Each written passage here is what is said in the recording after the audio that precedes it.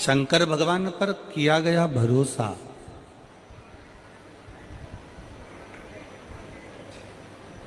कहां कहां साथ दे सकता है, किस किस जगह पर साथ दे। शिव महापुराण की कथा कहती है, जिस दिन आपके जीवन में ऐसा लगे कि मेरी दुख की घड़ी है, मेरी परिश्रम बहुत ज़्यादा चिंता का विषय है, बहुत टेंशन का विषय है, तब आपने जो एक लोटा जल देवादिदेव महादेव को समर्पित किया, शंकर भगवान पर किया गया भरोसा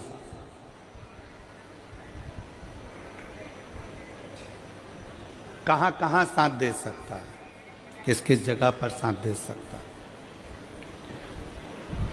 शिव महापुराण की कथा कहती है, जिस दिन आपके जीवन में ऐसा लगे कि मेरी दुख की घड़ी है, मेरी परिश्रम बहुत ज़्यादा चिंता का विषय है, बहुत टेंशन का विषय है, तब आपने जो एक लोटा जल देवादिदेव महादेव को समर्पित किया,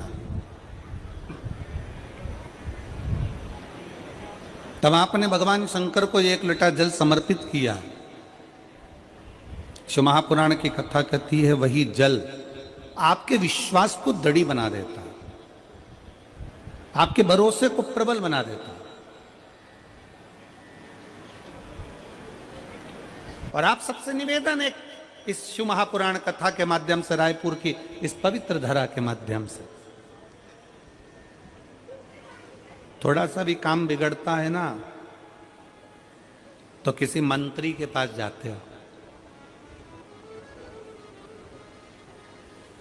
किसके पास जाते? जम के बोलो जरा, मंत्री के पास। थोड़ा सा भी काम बिगड़ता है तो मंत्री के पास जाते हो। मंत्री दूसरे मंत्री के पास भेजता है, दूसरा मंत्री तीसरे मंत्री के पास भेजता है। हमारा निवेदन है, छोटे मोटे काम के लिए मंत्री को पकड़ते हो।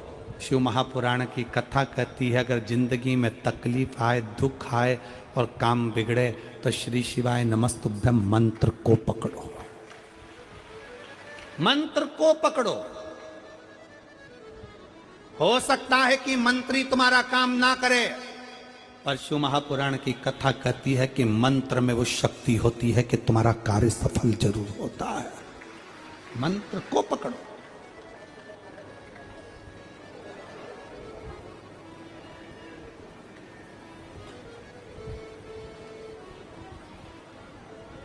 जो सुख कहीं नहीं, वो सारा सुख परमात्मा के मंत्र में, परमात्मा की भक्ति में, परमात्मा की नाम उच्चारण में है।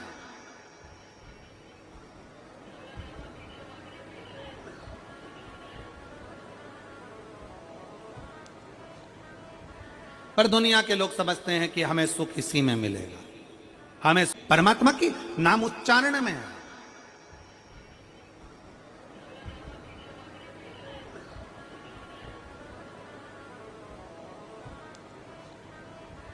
पर दुनिया के लोग समझते हैं कि हमें सुख इसी में मिलेगा, हमें सुख इसी में प्राप्त होगा।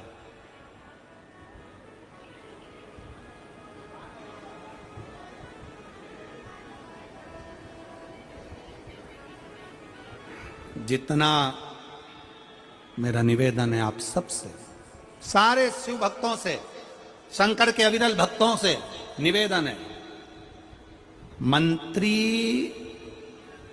तुम्हारा काम हो सकता है सफल कर दे, पर थोड़े समय का सफल हो सकता है, पर मंत्र पंचाक्षर नमः शिवाय, षडाक्षर ओम नमः शिवाय या श्री शिवाय नमस्तुभ्यम, ये वो मंत्र है कि एक बार हमारे जीवन में सफलता लाकर दे देता है, तो फिर पलटने की जरूरत नहीं पड़ती, पीछे देखने की जरूरत नहीं पड़ती। व्यक्ति आगे ही बढ़ता चले जाता है, उन्नति की सीढ़ी पर ही चढ़ता चले जाता है। फिर उसको पीछे पलट कर नहीं देखना पड़ता, फिर वो आगे ही आगे बढ़ता है, आगे ही आगे बढ़ता है। मंत्र की शक्ति को पहचानो। अभी मेरठ में कथा थी, तो मेरठ में एक बच्चे ने एक प्रश्न किया, गुरुजी देवराज नाम के ब्राह्मण की मां ने शंकर जी पे जल चढ़ाया और शिव जी पे जल चढ़ाया और जल चढ़ाने का फल देवराज को प्राप्त हो गया। क्या केवल देवराज को शंकर के मंदिर में जल चढ़ाने का फल उसकी मां ने जल चढ़ाया और उसको फल प्राप्त हो गया? ऐसा होता है क्या? ऐसा हो सकता है क्या?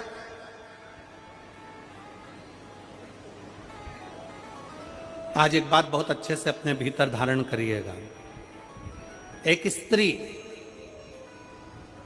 जितने पूरे विश्व में लोग कथा श्रवण कर रहे हैं, देश विदेश में बैठकर, रायपुर की इस पवित्र धरा से जितने भक्त इस पवित्र प्रांगण में बैठकर कथा श्रवण कर रहे हैं, वो अपने भीतर एक उतारिएगा। पुरुष और स्त्री में एक अंतर है। पुरुष जब भगवान के मंदिर में जल चढ़ाता है, जल अगर चढ़ा रहा है तो वह अपने माता पिता, अपने नाना नानी को पार लगाता, दादा दादी को पार लगाता। पर शंकर के मंदिर में अगर कोई स्त्री, कोई लड़की, कोई कन्या, कोई बेटी, कोई मां, कोई वृद्ध भी अगर शंकर के मंदिर में एक लोटा जल चढ़ा रही है तो वो अपना मायका और अपना ससुराल दोनों की 71 पीढ़ी को पार उतार देती है।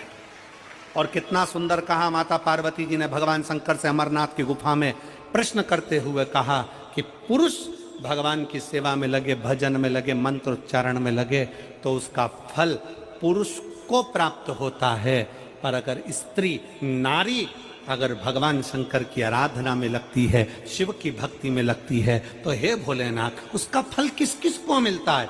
शिव महापुराण की कथा कहती है, भगवान शंकर का चरित्र कहता है, पुरुष का करा गया पुण्य पुरुष को प्राप्त होता है, पर केवल भारत की भूमि पर एक नारी एक ऐसी होती है, स्त्री ऐसी होती है, जिसने अगर सोमवार का व्रत कर लिया, मंगलवार का व्रत कर लिया, तीज का व्रत कर लिया, चतुर्थी का व्रत कर लिया, छठ का व्रत कर लिया, पंचमी का व्रत कर लिया, नवरात्रि के व्रत कर लिए, कोई सा व्रत, कोई सी पूजन अगर भारत की भूमि हो, चाहे देश विदेश की नारी हो, अगर कोई स्त्री व्रत करती है तो उसका फल केवल स्त्री अकेली को नहीं मिलता, उसका फल उसके बेटे को, उसकी बेटी को, उसके पति को, उसके ससुर को, उसकी सास को और उसके मायके को, सबको प्राप्त होता है। ये नारी के द्वारा किया गया पुण्य का फल उसके पूरे परिवार को मिलता है, पूरे परिवार।